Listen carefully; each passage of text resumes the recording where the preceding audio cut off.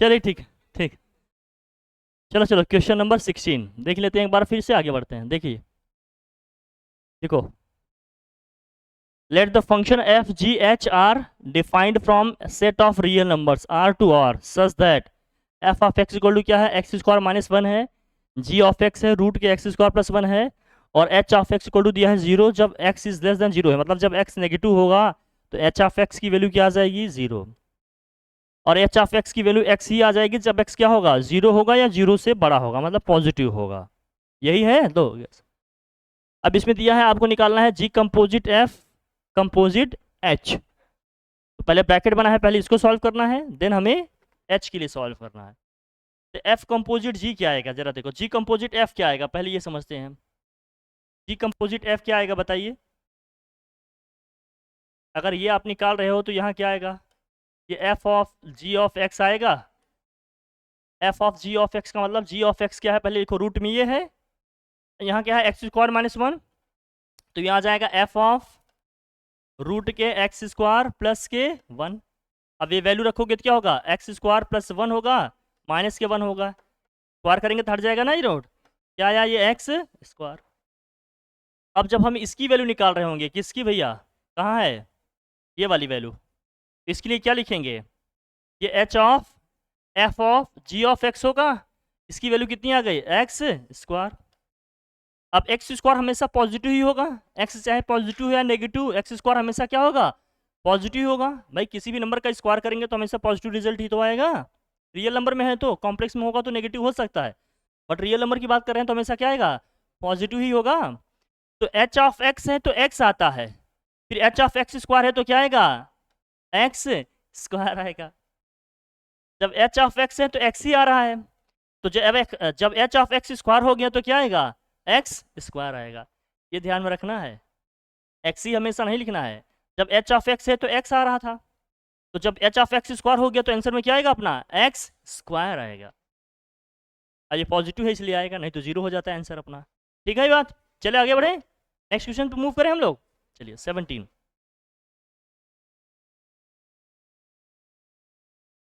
Question number 17 आ जाओ। देखो 17 question अच्छा है, इसको ध्यान से देखना। ये 17 नंबर वाला क्वेश्चन अपना क्या है, अच्छा है। जैसे दाग अच्छे हैं वैसे क्वेश्चन क्या है, अच्छा है। इसमें देखिए क्या है, इनवर्स फंक्शन निकालना है, कहाँ से कहाँ तक फंक्शन है, ठीक है। अब यहाँ लिखा दिया है, अब भैया f of x equal to two की power x x minus one दिया है, टू की पावर एक्स ब्रैकेट में क्या है, एक्स माइनस वन, तो एफ इनवर्स निकालना है हमें। इसके लिए हम लोग क्या करते थे, इस एफ ऑफ एक्स को वाई की इक्वल टू में मानते थे, हाँ यही तरीका होता था, याद है। तो वाई इक्वल टू क्या आ जाएगा, यहाँ टू की पावर एक्स एक्स माइनस क्या हो गया, वन। पावर को हटाना है, लॉग दोनों साइड ले लें हम, लेकिन पावर टू की पावर में लिखा है तो बेस में टू ही रखिएगा, तो दोनों साइड क्या ले रहे हैं हम, लॉग ले रहे हैं, तो लॉग ऑफ वाई, लेकिन बेस में क्या होगा, टू, तो यहाँ क्या आ जाएगा, एक्स एक्स माइनस वन आ जाएगा, नो डाउट। तो ये हो गया log of y base two हो गया, वहाँ हो गया एक्स स्क्वायर माइनस के एक्स, इसको उधर को शिफ्ट कर देंगे, हो जाएगा x square minus x minus of log of y base में टू इक्वल टू क्या हो गया, जीरो। अब ये x में क्वाड्रेटिक इक्वेशन है, x में क्वाड्रेटिक इक्वेशन है तो क्वाड्रेटिक फॉर्मूला आपको याद है, स्टैंडर्ड क्वाड्रेटिक इक्वेशन अगर a x square plus b x plus c equal to zero हो तो x इक्वल टू क्या होता था, minus b plus minus root में b square minus four a c upon two a. अगर इसको standard quadratic equation से हम कंपेयर कर रहे हैं तो ए के प्लेस पे वन है, बी के प्लेस पे माइनस वन है, और सी के प्लेस पे माइनस के लॉग वाई है बेस टू है, तो यहाँ से x इक्वल टू क्या आ जाएगा, बी की वैल्यू माइनस वन है तो माइनस माइनस प्लस वन हो जाएगा ही भैया, बी स्क्वायर होता है तो माइनस वन का स्क्वायर वन ही हो जाएगा, माइनस फोर ए सी होता है, ए की वैल्यू वन है, सी की वैल्यू माइनस, तो माइनस के फोर माइनस माइनस प्लस हो जाएगा ना, four base two, this whole upon two A होता है, ए की वैल्यू वन है तो ये क्या हो जाएगा, टू। और हमने कहा था जब ये x आएगा तो ये किसकी वैल्यू होती है, बेसिकली एफ इनवर्स y होती है। अगर हमें एफ इनवर्स x निकालना है तो y को x से क्या कर देना है, रिप्लेस कर देना है, तो f inverse x equal to क्या हो जाएगा दोस्त, वन बाई टू को चाहे तो हम बाहर रख कर लें, वन प्लस माइनस रूट में क्या हो जाएगा, one plus four log x base, ऐसा कहीं ऑप्शन में लिखा है, कौन से ऑप्शन में दिया है, बी ऑप्शन में दिया है, तो 20 वॉट अच्छा, इसको पॉजिटिव ही क्यों ले रहे हैं? नेगेटिव के लिए डिफाइन नहीं है, 1 से डिफाइन है ना, 1 की बात भाई। अगर हम इसको जाएंगे तो कहाँ से कहाँ तक जाएंगे भाई? इन्फिनिटी से 1 तक जा सकते हैं ना। नेगेटिव साइन लेंगे तो 1 से कम भी तो हो सकता है। हाँ, मैंटेसा भी इसीलिए कह रहे हैं ना। ठीक है, इसलिए बी ऑप्शन क्या हो जाएगा अपना, एकदम करेक्ट ऑप्शन होगा। नेगेटिव साइन नहीं लेंगे हम, ठीक, क्योंकि एफ इनवर्स की बात करेंगे तो इन्फिनिटी से 1 तक जाएगा ना ये, 1 से कम वैल्यू लेना ही नहीं है, इसलिए हमेशा क्या लेंगे, पॉजिटिव साइन, पॉजिटिव वाला आंसर हो जाएगा। क्लियर है? क्या हम इसे नोट कर रहे हैं, आगे बढ़ें? जल्दी से करो फिर, सॉल्यूशन के साथ आगे बढ़िए, फटाफट करिए जल्दी से।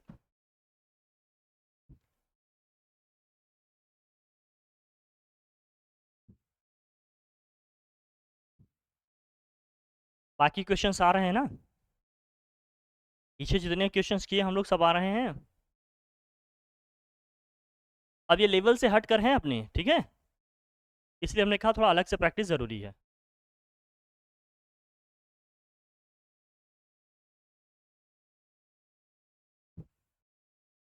हर चीज़ की प्रॉपर नोट्स बनाएं, लिखित रहें, तभी जाकर होगा।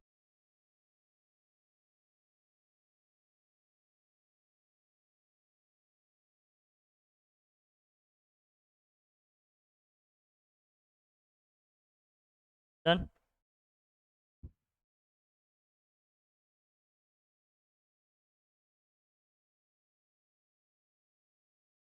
चलो मिश्रा, कहाँ तक किए थे? हाँ, हाँ, ठीक है, इसे किए थे, आ गया था आंसर। चले भाई हटाएं इसे, ये हो गया 17। अब हम बात करेंगे किसकी, 18 की। क्वेश्चंस अगर छोटे दिख रहे हो तो मैं बड़े कर सकता हूँ, देख लो भैया। हाँ, अभी ठीक है, अब दिख रहा है एकदम बढ़िया। अब देखिए इसमें क्या है, for a real number x and y written by x is related to y, क्या दिया है इसमें, x minus y plus root two is irrational number. ये तो याद है, इस टाइप का क्वेश्चन किया था।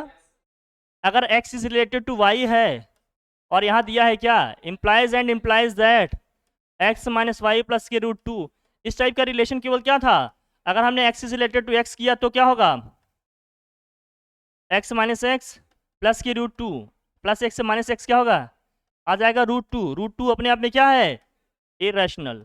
तो हमने कहा था ये हमेशा क्या होगा, रिफ्लेक्सिव होगा, याद है?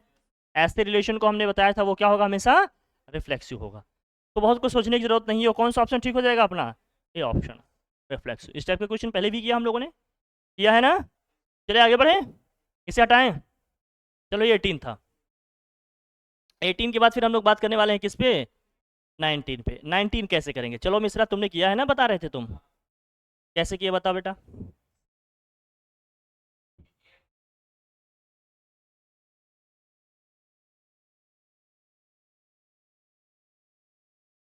हाँ, बोलो फिर।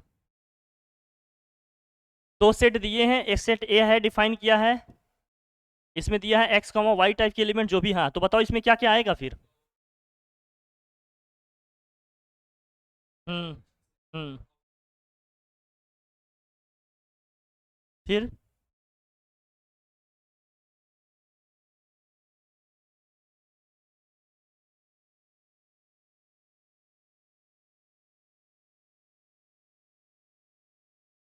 कैसे जाने कि नहीं बिलोंग करेगा, ये बताओ।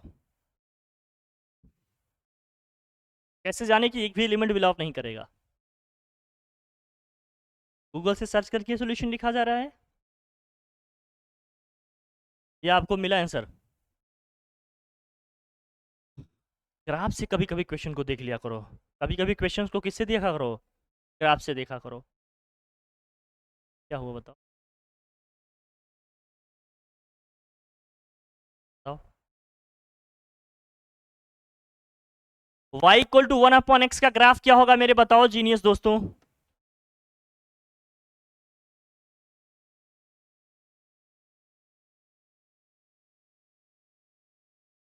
ये y इक्वल टू 1/x का ग्राफ है जब x हमारा क्या है, पॉजिटिव, तो y भी पॉजिटिव आएगा।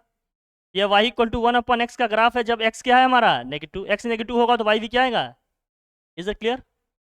लेकिन यहाँ देखिए मुद्दा क्या है, y इक्वल टू ये स्ट्रेट लाइन आएगा, ये स्ट्रेट लाइन आएगा कि नहीं? अब यहाँ यहाँ बताइए, अगर y equal to minus of x है, y equal to minus of x है, स्ट्रेट लाइन तो आएगा ही है, ओरिजिन से पास होगा, 45 डिग्री एंगल से पास होगा। y इक्वल टू अगर माइनस ऑफ एक्स है, इसका मतलब क्या है, जब x नेगेटिव होगा तो y पॉजिटिव होगा, और जब y पॉजिटिव होगा तो x क्या होगा, नेगेटिव होगा। मतलब x नेगेटिव होगा तो y पॉजिटिव होगा, अगर x पॉजिटिव है तो y क्या आएगा, नेगेटिव। तो ऐसे कौन कौन से क्वाड्रेंट में मिलेगा, थर्ड और सेकंड और फोर्थ में मिलेगा। सेकंड और किस में मिलेगा, फोर्थ में मिलेगा। ये y equal to minus of x की लाइन है, ये तब का है जब x क्या है हमारा, नेगेटिव है। ये कब का है, जब x हमारा क्या हो, पॉजिटिव हो। जब x पॉजिटिव होगा तो y नेगेटिव आएगा। क्या इन दोनों ग्राफ्स में कहीं इंटरसेक्शन दिख रहा है, या कहीं ये इंटरसेक्ट ही नहीं कर रहे हैं एक दूसरे को, तो दोनों के बीच में कोई कॉमन पॉइंट आएगा, बहुत ज़्यादा हमें सर्च करने की ज़रूरत है क्या, नहीं जाएगा। इसलिए क्योंकि बेटा अगर हमने x की वैल्यू ले ली, सपोज करो 1, तो y कितना आएगा, -1। तो हम देख रहे हैं x की वैल्यू जो हम पॉजिटिव ले रहे हैं तो y की वैल्यू नेगेटिव मिल रही है, मतलब एब्सिसा पॉजिटिव है, ऑर्डिनेट नेगेटिव। कौन से क्वाड्रेंट में मिलेगा ये हमें, फोर्थ क्वाड्रेंट में मिलेगा। Abscissa positive, ordinate negative, fourth quadrant में मिलेगा। लेकिन जब x को नेगेटिव लेंगे तो y क्या आएगा, पॉजिटिव आएगा, ये सेकंड क्वाड्रेंट में मिलेगा। स्ट्रेट लाइन है, ये सीधे जाएगी।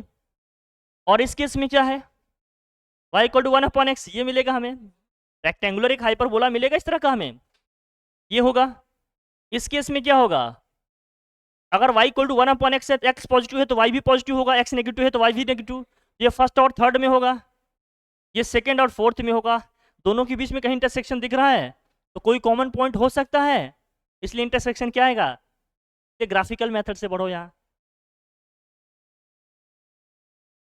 हाँ बस ग्राफ रखकर ड्रॉ करके सूखना। There is no common point between these two graphs, so it's no, मतलब it has no common elements जो भी हैं, ठीक है। आगे बढ़ जाएंगे तो इंटरसेक्शन बी में क्या जाएगा, पाई, सॉरी ये नहीं होगा, कौन सा होगा, सी होगा, ये वाला ऑप्शन, सी ऑप्शन एकदम क्या हो जाएगा अपना, करेक्ट हो जाएगा। जब दोनों के कर्व ग्राफ एक दूसरे को इंटरसेक्ट ही नहीं कर रहे हैं तो कोई कॉमन पॉइंट आएगा क्या, नहीं आएगा, कभी नहीं आएगा भैया। समझ में आ गई हमारी बात। थोड़ा ग्राफिकल मेथड से भी अप्रोच करिए क्वेश्चंस को, ठीक है। हमेशा ट्रेडिशनल अप्रोच हमें परेशान कर सकता है, जहाँ ज़रूरत पड़ेगी आप देख सकते हैं, लेकिन हर जगह नहीं, थोड़ा लेंथी भी हो जाएगा, थोड़ा प्रॉब्लमेटिक हो सकता है, इसलिए अच्छे से देखें। चलिए आगे बढ़ें, कहीं कोई दिक्कत परेशानी समझ में आया, ठीक है। इसलिए करें, सोचने की आदत थोड़ी सी अपनी आप लोग क्या करें, डेवलप करें। अच्छा आप सोच ले जाएंगे तो अच्छा कर जाएंगे, क्योंकि सब सॉफ्टवेयर का गेम है। हम अच्छा सोचेंगे तो अच्छा करेंगे। हटाएं भैया, हटा दें इसे सोल्यूशन, ठीक। ये था 19। फिर हम लोग बात करेंगे 20th की। 20th में क्या है जरा देखो, अब यहाँ है क्या, N integer m is said to be related to what, another integer n, integer है ये। if m is multiple of n, m जो है n का क्या है, मल्टीपल है, then the relation is, तब वो रिलेशन क्या होगा, रिफ्लेक्सिव होगा, सिमेट्रिक होगा, फ्लेक्सिव ट्रांजिटिव होगा, सिमेट्रिक एंड ट्रांजिटिव होगा, इक्विवेलेंस रिलेशन होगा। रिफ्लेक्सिव तो होगा ही होगा भाई, x अगर x is related to x है तो x को हमेशा डिवाइड करेगा ही करेगा ना, x को डिवाइड करेगा कि नहीं, इसका मतलब ये रिफ्लेक्सिव तो होगा, कोई दिक्कत नहीं है, रिफ्लेक्सिव होगा, ये होगा। लेकिन मुझे बताओ सारे इंटीजर्स के लिए, ये ध्यान रखना, सभी इंटीजर के लिए अगर x is related to y है, ये mn वाले हैं एलिमेंट, x y में हमने mn मानकर चलिए, ठीक है, या mn भी लिख सकते हैं, लिख दें क्या mn, या x y समझ रहे हैं आप, समझ रहे हैं ना, ठीक है। एक्स वाई इसलिए क्योंकि डेफिनेशन अगर हम लोगों ने एक्स वाई में पढ़े थे तो आप रिलेट कर पाओ चीज़ों को, बाकी एम एन भी है, ठीक है। तो यहाँ x is related to y का मतलब क्या है, इसमें दिया है m is said to be related to another integer b if m multiple of n। अगर m n का मल्टीपल है तो n m को क्या करेगा, डिवाइड करेगा। इसका मतलब x y को क्या करेगा, y x को क्या करेगा, डिवाइड करेगा। तब कहेंगे x is related to y। तो क्या ऐसा जरूरी है कि y is related to x भी हो, मतलब यहाँ y को x भी क्या करे, डिवाइड करे, ऐसा जरूरी है, नॉट नेसेसरीली ट्रू। ये होगा क्या, बोलो, बोल भाई, क्या ऐसा हो सकता है हमेशा, नहीं। इसे 4 को 2 डिवाइड करेगा तो 2 को 4 भी डिवाइड करेगा क्या? नहीं। क्लियर है हमारी बात? 2 को 1 डिवाइड करेगा, लेकिन 1 को 2 करेगा क्या? नहीं। हाँ, इसलिए नहीं होगा, इसलिए सिमेट्रिक नहीं है। सिमेट्रिक होगा क्या ये? नहीं होगा, सिमेट्रिक नहीं है। अब बच्चा क्या हमारा, अगर सिमेट्रिक नहीं है तो इक्विवेलेंस नहीं होगा, रिफ्लेक्सिव तो है ही। बच्चा क्या अपने पास फिर? रिफ्लेक्सिव एंड क्या होगा? ट्रांजिटिव। देखिए स्मार्ट थिंकिंग से हम समझ गए कि रिफ्लेक्सिव और ट्रांजिटिव होगा, लेकिन थोड़ा समझ भी लेते हैं कि ट्रांजिटिव कैसे है, ये भी देखा जाए। ट्रांजिटिव कैसे होगा जरा देखना। 3 एलिमेंट ले लेते हैं, चलो mn में ले लेते हैं हम, या z में ही ले लेते हैं। देखो x इज रिलेटेड टू क्या है? y है। तो x is related to y का मतलब क्या है? x को y डिवाइड कर रहा है, and y is related to क्या हो गया? z हो गया। इसका मतलब y को कौन डिवाइड कर रहा है भाई? z डिवाइड कर रहा है। तो हमें दिखाना क्या होता है? x is related to z, इसका मतलब क्या हो गया? x को z भी क्या करेगा? ऑब्वियस सी बात है, करेगा। 3 एलिमेंट ले लो इस तरह से, x को y डिवाइड कर रहा है, y को z डिवाइड कर रहा है। 2 3 6 नहीं, कैसे लेगा 2 3 6? 2 3 6 लिया हमने, कैसे होगा? अरे 2 3 लेगा तो 2 को 3 कहाँ डिवाइड करेगा?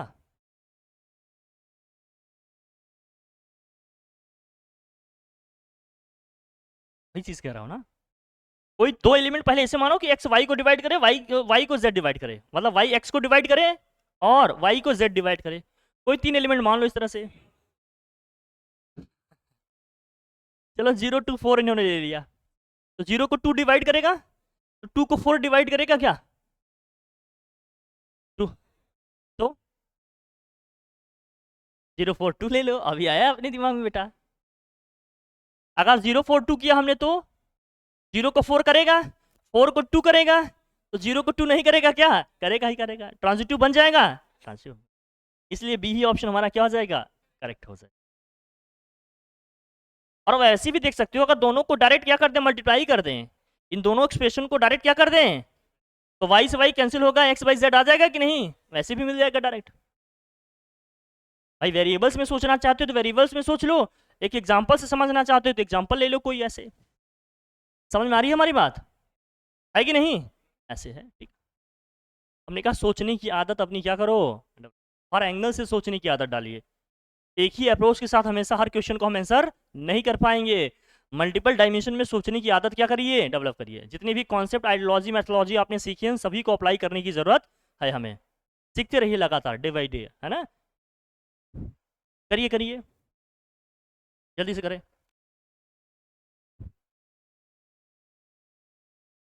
क्या इतना समझ में आ गया अपने को? कहीं कोई परेशानी नहीं ना? बढ़िया। तो ये 20th क्वेश्चन था। नया आइडिया मिल रहा है कि नहीं? देखो क्वेश्चन करने का थोड़ा सा चल रहा है ना।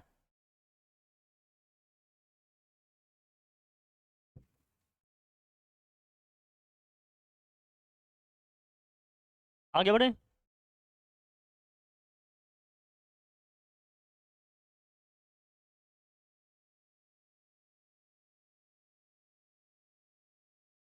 और 21st, अब ये तो डायरेक्ट फॉर्मूला ही है।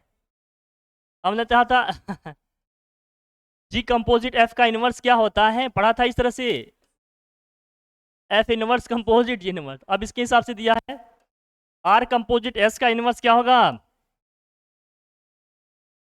हाँ, आर इनवर्स मतलब S inverse composite R inverse. S inverse composite क्या हो जाएगा? R inverse. कौन सा ऑप्शन ठीक हो जाएगा फिर? B option is the what? Correct option. तो फॉर्मूला ये है, ये तो कॉन्सेप्ट ही पढ़ा था, देख लो इसको। ठीक है भैया।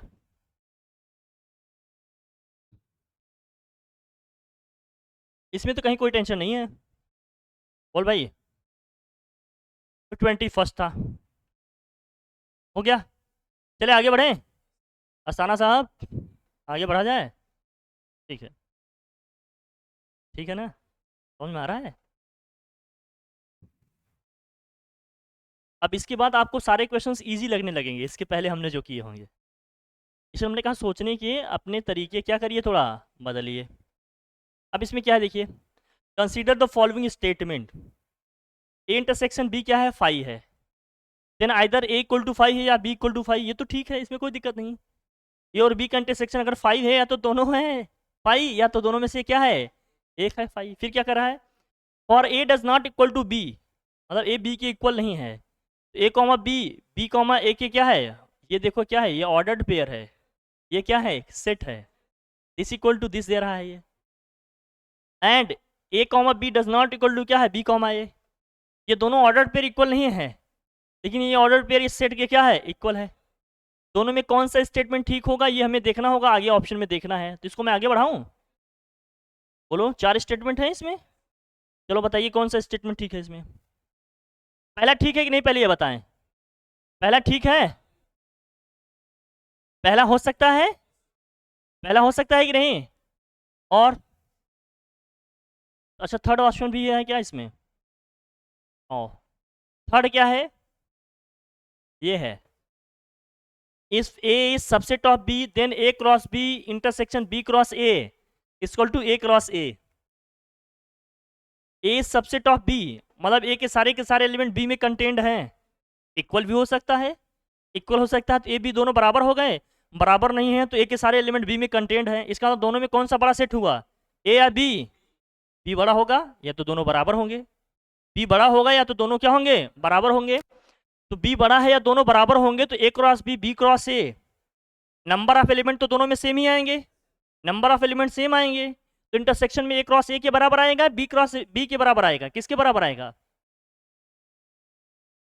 बेटा, ए क्रॉस ए तो छोटा एलिमेंट है जो मिनिमम कॉमन होगा, इंटरसेक्शन है ये, यूनियन होगा तो बी क्रॉस बी के बराबर आएगा। इंटरसेक्शन का मतलब मिनिमम कॉमन एलिमेंट लिखना है, ए दोनों में क्या है, छोटा है, तो इंटरसेक्शन कॉमन एलिमेंट लिखने होंगे ना। तो ये स्टेटमेंट अपने आप में ठीक दिख रहा है कि नहीं आपको, है ना, सही है, तीसरा तीसरा भी सही है, पहला भी आपको ऑलमोस्ट ठीक ही दिख रहा था, है ना। और बताओ फोर्थ में, बताओ क्या है, बताओ फोर्थ में क्या है, if A subset of B and C subset of D. देखो इसमें जो ये चीज लिखा है ना, इसमें ध्यान रखिएगा, ये जो लास्ट वाला, ये पहला वाला स्टेटमेंट जो लिखा है अपना, ए इंटरसेक्शन बी अगर 5 है तो आइदर ए इक्वल टू 5 है और बी इक्वल टू 5 या दोनों ही 5 हो सकते हैं, लेकिन दोनों 5 होने का मतलब दोनों इक्वल सेट हो गए। हमने कहा दो डिफरेंशिएट लिखे हैं तो इसका मतलब दोनों अलग अलग हैं, तो दोनों में से कोई एक ही 5 होगा, या तो ए 5 होगा या बी 5 होगा, और एक ये दिया है। फिर आ जाओ, हाँ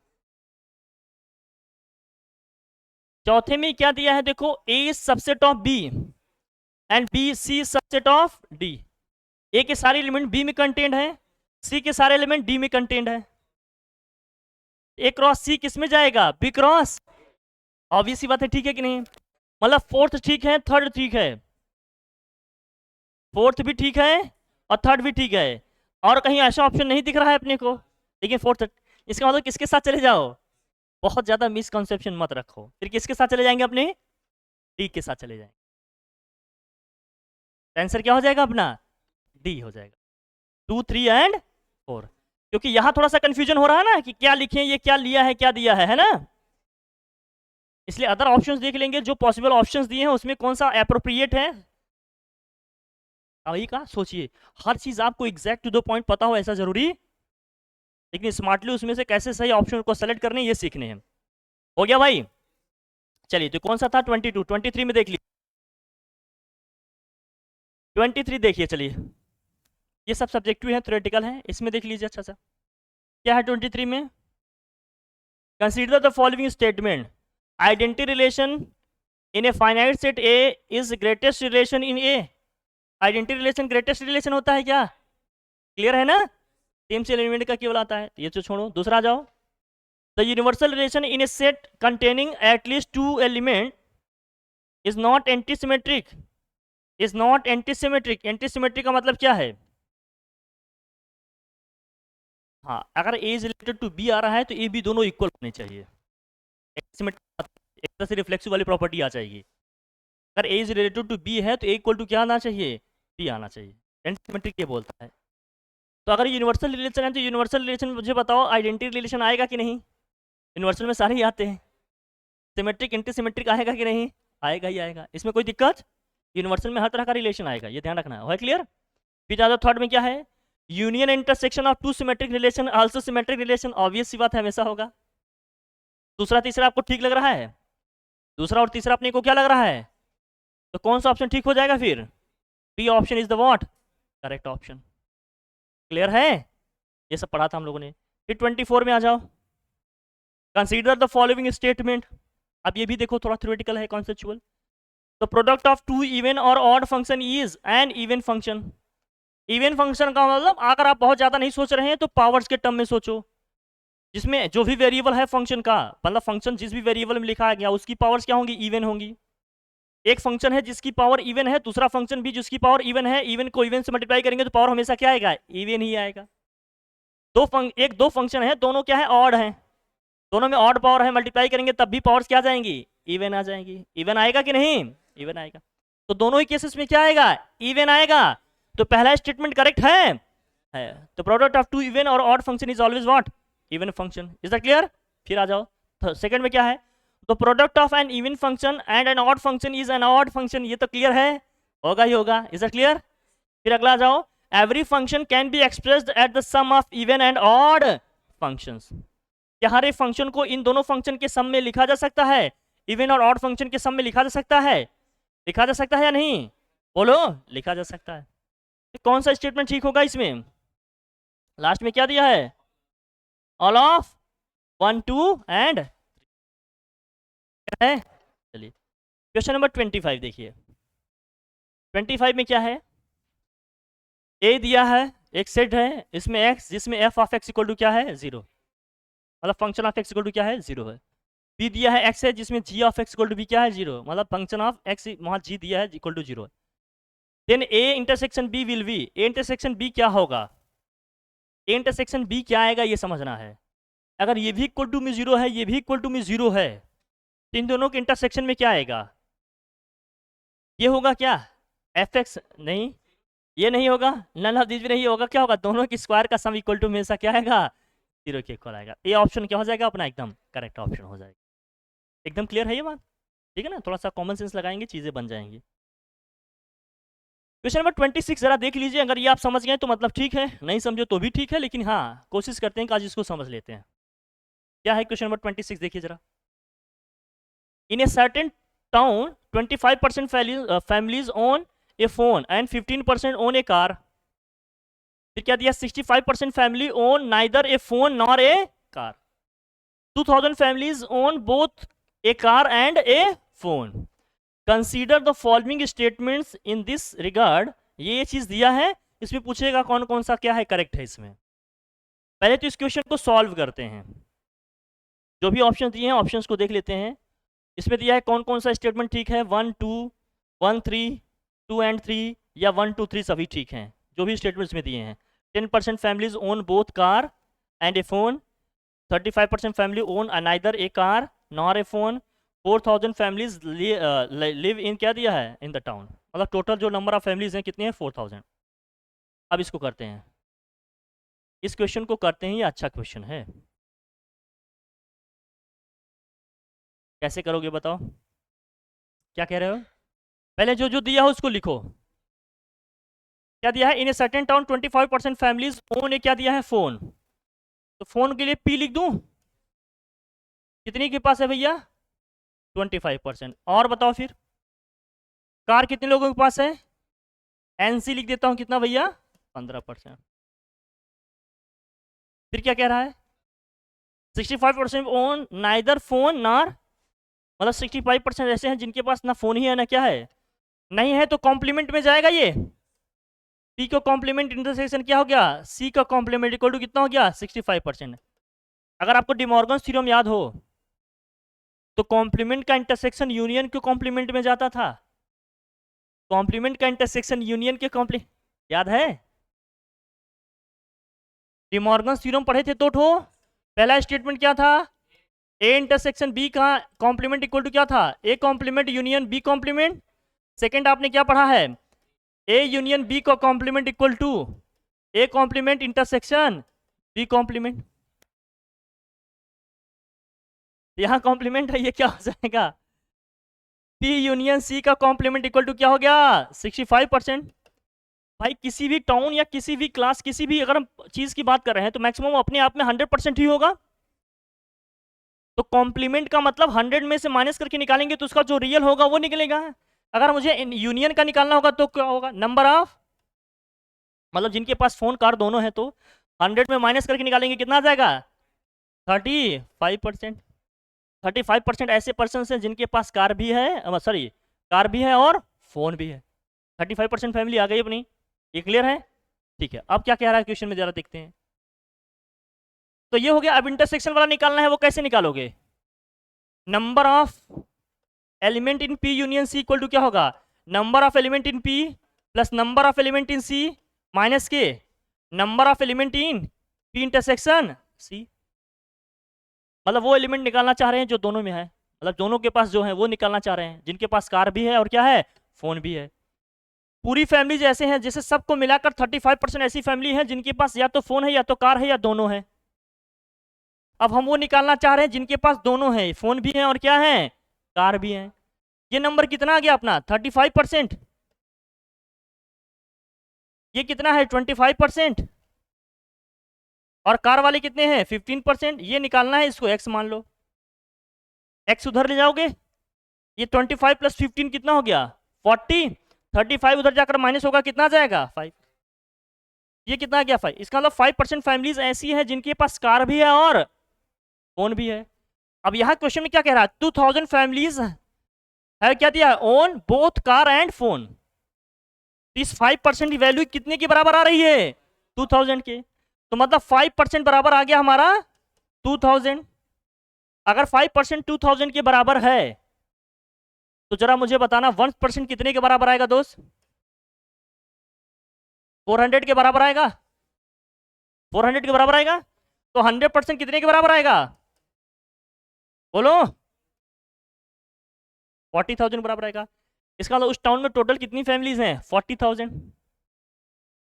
उस टाइम में कितने लोगों के पास मतलब फोन और कार दोनों है 5% के पास, अब वो नंबर में कितना आ रहा है 2000। और जो जो पूछा जा रहा है ऑप्शन में देखो क्या क्या दिया है, 10% families on both car and A phone. क्या ये सही है अपने आप में, नहीं। कितने परसेंट फैमिली है जिनके पास दोनों आ रहा है 5%। फिर क्या है अपना, तो आइदर आ रहा है कि नहीं, ये तो ठीक है, सेकंड स्टेटमेंट ठीक है। फिर बताओ थर्ड क्या है 40,000, मतलब सेकंड एंड थर्ड क्या है सही है। तो कौन सा ऑप्शन ठीक हो जाएगा, C option is the what correct option. Clear है हमारी बात, है ना रन। तो डाउन करो, इसलिए मैंने कहा पीछे जितनी चीजें पढ़े हैं सब रिवाइज होनी चाहिए। देख रहे हो ना कौन सा कॉन्सेप्ट कहाँ कब यूज होगा ये आपको पता, क्वेश्चन के हिसाब से उसके डिमांड के हिसाब से काम करना पड़ेगा, ठीक है कि नहीं। नहीं आया समझ में, आ गया सबको, नोट डाउन कर लो जल्दी से फटाफट, चलो जल्दी से कर लो भाई, फटाफट कर लो, ठीक है। हाँ बोलो दोस्त क्या कह रहे हो,